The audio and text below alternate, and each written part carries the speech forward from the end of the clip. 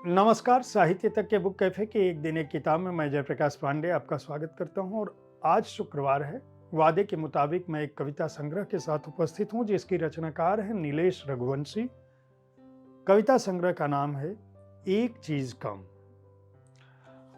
नीलेश रघुवंशी अपनी तरह की एक अनूठी रचनाकार हैं।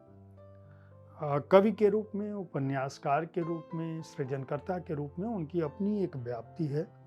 1969 में मध्य प्रदेश के गंज बासौदा कस्बे में जन्मी और हिंदी के महत्वपूर्ण कवियों में शुमार होती हैं। इस संग्रह से पहले घर निकासी, पानी का स्वाद, अंतिम पंक्ति में कवि ने कहा, चुनी हुई कविताएं जो उनकी हैं, और खिड़की खुलने के बाद नामक संग्रह आ चुके हैं। उनका पहला उपन्यास जो है वह एक कस्बे के नोट्स नाम से प्रकाशित हुआ। उसके बाद यही उपन्यास जो है अंग्रेजी में the girl with questioning eyes नाम से प्रकाशित हुआ। दूसरा उपन्यास शहर से 10 किलोमीटर दूर प्रकाशित हुआ था 2022 में। संभवतः उसकी चर्चा बुक कैफे में मैंने की थी।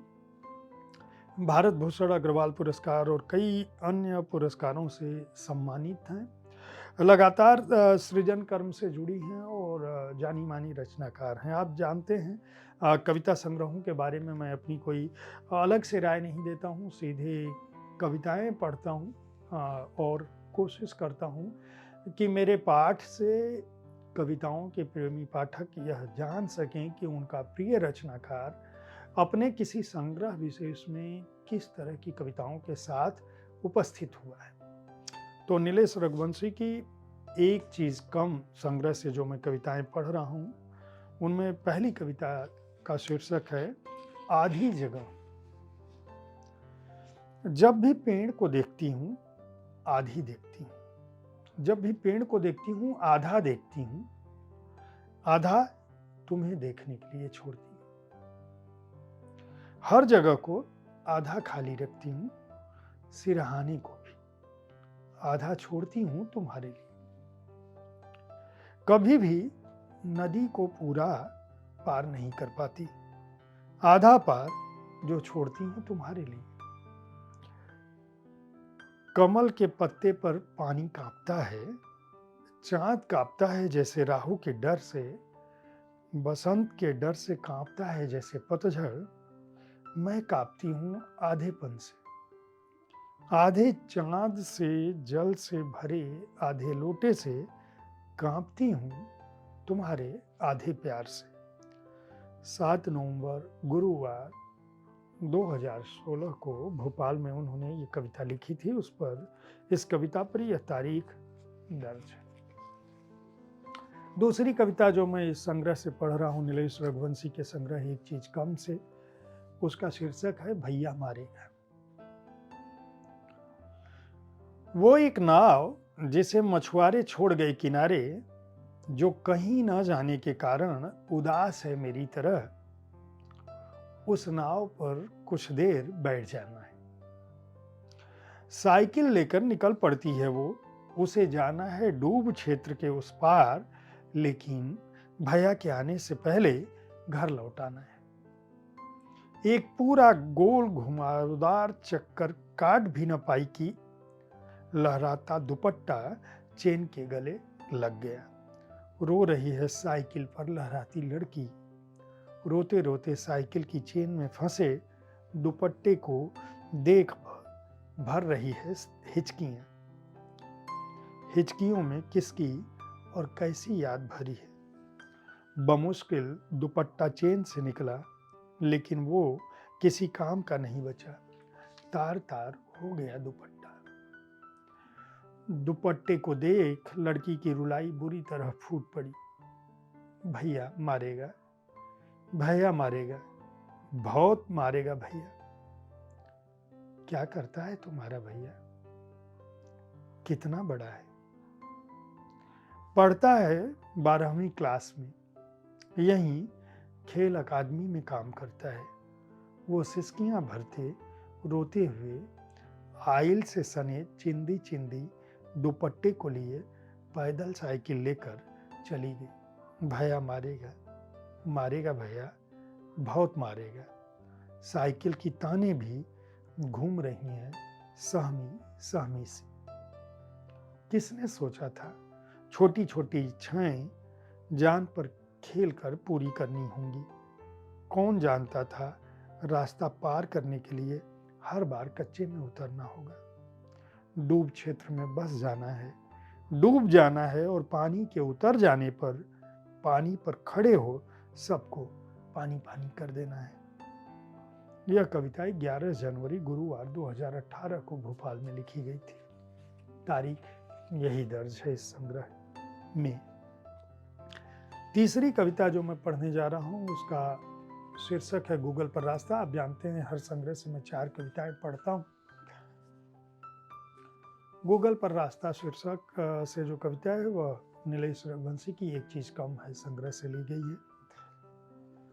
मुझे संसार से विरक्ति चाहिए और जीवन में भक्ति चाहिए। धर्म, अर्थ, काम, मोक्ष से परे एक नागरिक जीवन चाहिए। माया और काया से परे एक निर्मल मन चाहिए।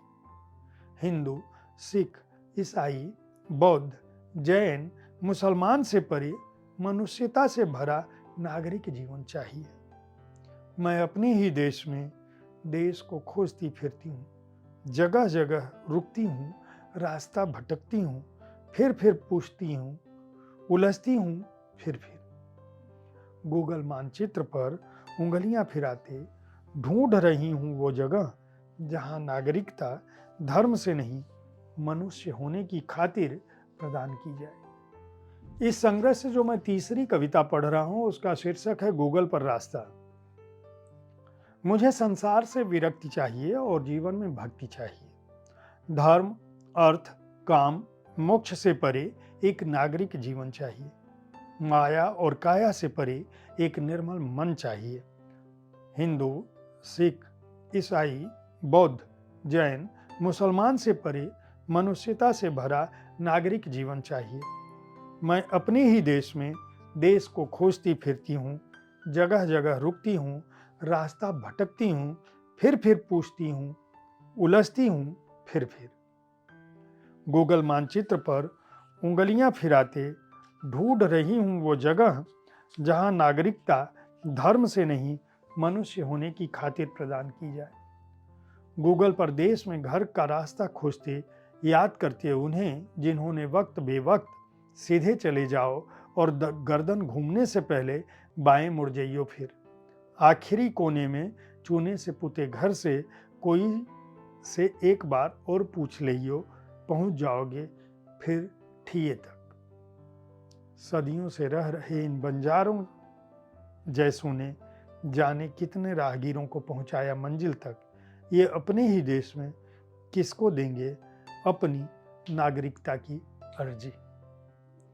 18 दिसंबर बुधवार 2019 को इंदौर में यह कविता लिखी गई थी और संभवतः CAA पर या इस जैसे कानून पर जो सीमावर्ती क्षेत्रों में नागरिकता का प्रूफ मांग रही हैं या नागरिकता का कार्ड बनवाने के लिए बाध्य करती हैं, उन स्थितियों पर यह कविता लिखी गई थी जिसका शीर्षक है गूगल पर रास्ता। और अब इस संग्रह से मैं आखिरी यानी चौथी कविता पढ़ने जा रहा हूं जिसका शीर्षक है समय और मुश्किल। ये मेरा समय है जिसमें दर्ज नहीं मेरा होना, मेरा रहना, मेरा कहना। मैं चुप हूँ, मैं बहुत बोलती हूँ, मैं वैसा नहीं कहती जैसा तुम चाहते हो। चुप तो मुश्किल, कहो तो मुश्किल, जागो तो मुश्किल, सो तो मुश्किल। ये कैसा समय है जिसमें दूध की मुस्कान में खोजे जाते हैं अर्थ, जिसमें चुप को कहना और कहने को चुप समझा जाता है। 21 जनवरी मंगलवार 2020 इंदौर में यह कविता लिखी गई थी। अगर आप अच्छी कविताएं पढ़ना चाहते हैं तो नीलेश रघुवंशी के इस संग्रह को जिसका नाम है एक चीज़ कम खरीद कर पढ़ सकते हैं। हमारे समय की महत्वपूर्ण रचनाकार हैं। कहना है मुझे उस तरह जिस तरह कहा नहीं गया अब तक। राजकमल पेपरबैक्स ने इस संग्रह को प्रकाशित किया है। इसका मूल्य 199 रुपये है। उम्मीद है कविता संग्रहों पर आधारित हर शुक्रवार को प्रस्तुत होने वाला यह कार्यक्रम आपको पसंद आया होगा। अगर आप पुस्तकों के बारे में जानकारी चाहते हैं तो सोमवार से शनिवार तक मैं हर दिन एक पुस्तक के बारे में, एक दिन एक किताब में अपनी राय रखता हूं पुस्तकों के बारे में। अगर आप अच्छी कविताओं का पाठ सुनना चाहते हैं तो मेरे वरिष्ठ सहयोगी संजीव पालीवाल हर दिन आज की कविता में कविताएं पढ़ते हैं। उनकी पाठ्य शैली भी बहुत अच्छी है और बहुत सराही जाती है। आप उनके कार्यक्रम को भी देख और सुन सकते हैं। हर रविवार मैं आपके किसी प्रिय रचनाकार से उनके जीवन कर्म पर बातें मुलाकातें कार्यक्रम में या उनकी किसी कृति पर शब्दरथी कार्यक्रम में बात करता हूँ। बुक कैफे देखते रहें, इस कार्यक्रम के बारे में अपनी राय देते रहें, पुस्तकें खरीदते रहें, अपने को ज्ञानवान बनाते रहें। धन्यवाद।